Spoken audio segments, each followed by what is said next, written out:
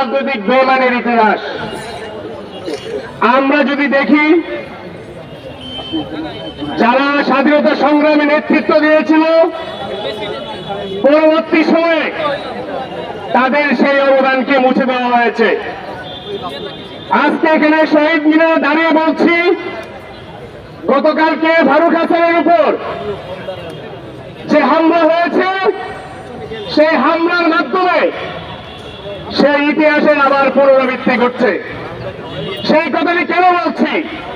আজকে যে 24-এর গণ অভ্যুত্থান হয়েছে, সেই 24-এর গণ অভ্যুত্থানের যে নেতৃত্ব 2018 সালে আমরা করে রোজগার আন্দোলনে দিয়েছিলাম, তার অন্যতম একজন সহযোদ্ধা ছিলেন ফারুক হাসান।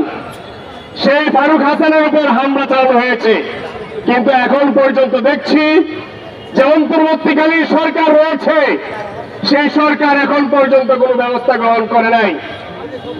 আমরা এই উপদেষ্টা পরিষদকে বলতে চাই, আপনারা কি শেখ হাসিনার চেয়ে বড় স্বৈরাচার?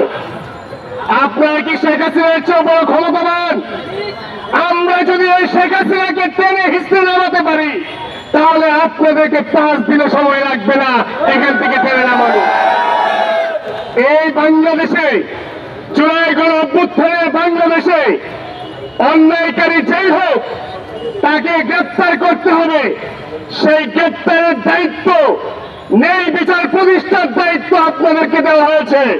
যদি সেই ন্যায় বিচার প্রতিষ্ঠিত আপনারা না করতে পারেন, তাহলে আপনারা পদত্যাগ করেন। আপনাদের রিপ্লেসমেন্ট আছে, এই দেশে অনেক মানুষ আছে যারা আপনাদের রিপ্লেসমেন্ট। আপনাদেরকে আমরা আমাদের প্রতিনিধি হিসেবে সেখানে বসিয়েছিলাম, কিন্তু গতকালকে যে ঘটনা ঘটেছে, আপনারা এখন পর্যন্ত তাদেরকে গ্রেপ্তার করেন নাই। 2018 সালে এই ঢাকা বিশ্ববিদ্যালয়ে ছাত্রলীগের সামনে দাঁড়িয়ে বুক উঁচু করে এই শেখ হাসিনাকে পতন ঘটিয়েছি।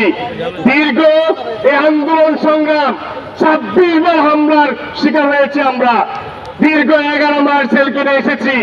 এই সরকার কারো বাপের সম্পদ না, এই সরকার আমাদের। এই সরকারকে আমরা বসিয়েছি, দীর্ঘ আন্দোলন সংগ্রামের ফসলের সরকার। সুতরাং এই সরকার যদি এই জনগণের যে ম্যান্ডেট, আইনের যে শাসন, সেটি যদি প্রতিষ্ঠা করতে ব্যর্থ হয়, তাদেরকে অচিরেই পদত্যাগ করে এখান থেকে বিদায় নেওয়া হবে। ধন্যবাদ সবাইকে।